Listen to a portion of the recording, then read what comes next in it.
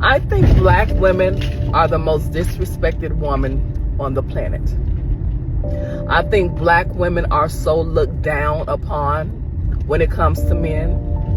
For some reason, men just really don't feel black women are worthy of being treated like a real queen. They don't. I just feel that black men, to a certain degree, especially when it comes to quality men, they're embarrassed by the black woman. Yeah, I really believe that.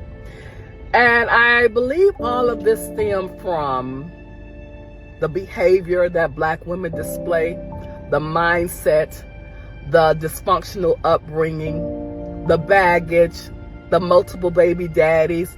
It's just a lot that I feel that men are just not willing to tolerate when it comes to the black woman. Okay? It's so sad. Let's go, family. Let's tackle this video right here real quick, all right? This queen hit on a lot of topic, and we about to tackle this one after another. I can definitely agree upon a lot of things she said in this video right here about the black woman being most disrespected. And this is not one of my regular videos giving it to them. I want to just address a lot of these topics. We live in a culture right now that a lot of our women are they are feeding off social media and acting like social media. I want to say a few things. Malcolm X once said in the 1960s, and Louis Farrakhan, the minister Louis Farrakhan, he said the black women are the most disrespected women on planet Earth. I want to say this part, that I'm an advocate when it comes to black excellence. I just want to say that even though my videos be a little raunchy, I'm an advocate of black excellence. Because at the end of the day, you see me, I came from a black mother and a black father. So I'm always going to advocate for my own.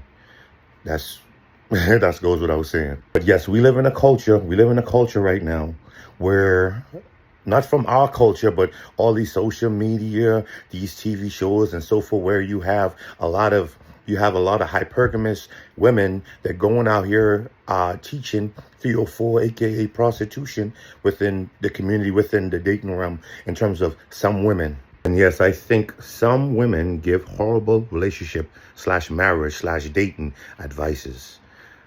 And some of these ladies out here are eating it. I just want to sit here and put that out there. I think that some women give horrible relationship / marriage / dating advices. And some of these folks, because it sound good, they eat it up because they want their feelings to be validated and they saying the right things.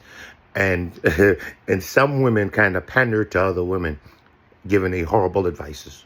Speaking from the cultural point, for me, dating and my dating experience, especially in 2025 and my whole years about that, I don't see a distinction between women who you're dating, because everybody is doing the same thing, wearing the same thing. In terms of women are doing the same thing, wearing the same thing, have the same type of attitude, have the same type of behavior. So it's hard because you got some of these Jezebels out here. They're pretending to be good women, and you got some good women acting to be like these Jezebels. So when it comes to men, it's like we can't distinguish between who is who. We can try, but everybody is acting the same, doing the same. And this is me regurgitating some of the stuff from social media. Some of the guys that I'm doing podcasts, me regurgitating some of the messages. But I understand, because you cannot tell who is who from these ladies, because everybody's acting the same, dressing the same, the makeup, the lashes, the hair, the whole nine, the BBLs. Everybody's doing the same thing. So for us men, we cannot tell the distinction. And everybody, not saying everybody, but women out here, they're going in relationships right now to get their bills paid. So that's also a big factor as well, where a man is like, oh, I just seen the last 10 of you all doing the same thing, all have the same qualities, characteristics. I cannot tell the difference between who is who. So that's a big factor as well. Also with relationships, and it's only me speaking for myself and other males that I've spoken to, get their feedback. It's like you're talking to a woman and you're asking her, like, what do you bring? What do you, and a lot of women, not a lot of women, but some women will tell you that they are at a table, and it ain't no I can't help with this. And this is another thing I want to say. Why is baby showers glorified in our community? Baby showers are glorified rather than weddings and marriages. Like a person would go crazy, spend thousands and thousands of dollars on a baby shower, glorifying being a mother rather than being a wife. That's another thing. It's like, why is the culture, like, why do we promote that? Why are we propagating these type of behavior? And I'm like, it's bizarre. Like, speak on single moms and so forth, like marriage, because someone would be like, oh, I had a child with this person, but I didn't want to marry why would you have a child with that person if marriage wasn't the end goal and we didn't get there or whatever? Because there's a lot of means to stop the whole having a child with this person rather than let me try to see if this is my husband or so forth. This is what our culture promotes. Not all the culture, but it's our culture promotes. Baby mamas, single moms, and baby fathers, and whatever else the case may be, and non-marriage. Again, some men were raised to be husbands, to be protectors and providers. A key ingredient that most women right here and now are looking for, or maybe they acquire these type of needs later in their life, for men to be protectors and providers. But some women are not being molded towards being wives.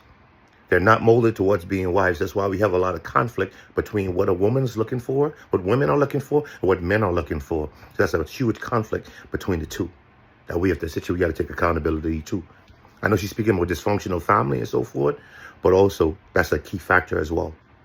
And just as well as men, I know sometimes men ain't ish. We know men ain't ish. Men play stupid games just as well as now we find the same product now with our women playing these silly games. Like, it's all monetary game, transactional relationships. That's the body of work of men are hurting and battering women now. Now you have a lot of ladies, you have a lot of ladies, them are like, okay, cool, you with me? Then it got to be all monetary gains. It got to be it's got to be money, resources.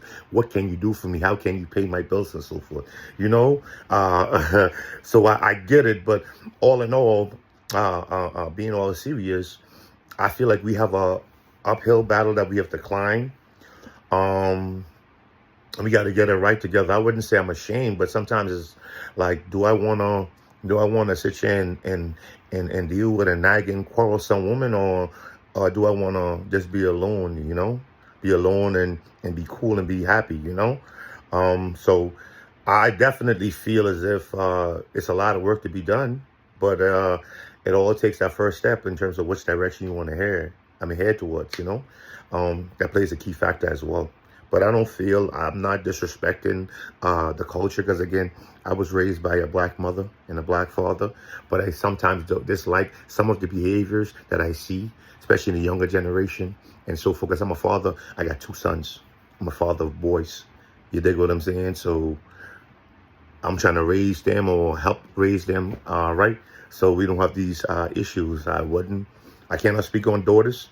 I had sisters growing up, but I cannot speak on daughters because myself, I don't have a daughter. But I do have like negative on both sides and good sides, because I sincerely and genuinely believe there's a lot of great women out there. There's a lot of great women out there that was raised correctly. Unfortunately, some of their selection, or the men of their selection, or some of them are off the market, but their men's selection could be a little sketchy, you know what I'm saying? But there are a lot of great women out there that are overshadowed by these attention-seeking social media vixens. But there are definitely a lot of great women out there that's cooperative, that's compassionate, that's empathetic, that's loving, that's caring, that's nurturing. All those traits I just named, what I consider as being a virtuous woman, but they're overshadowed again. So my message would be to men, like let's protect our ladies' heart, not in terms of being disrespectful, but at the end of the day, I'm going to call all these panhandlers, though. I'm definitely going to call all these panhandlers with no hesitation, but there are a lot of great women out there. I'm definitely going to give their flowers out there. And yeah, you know the vibes, brothers in America.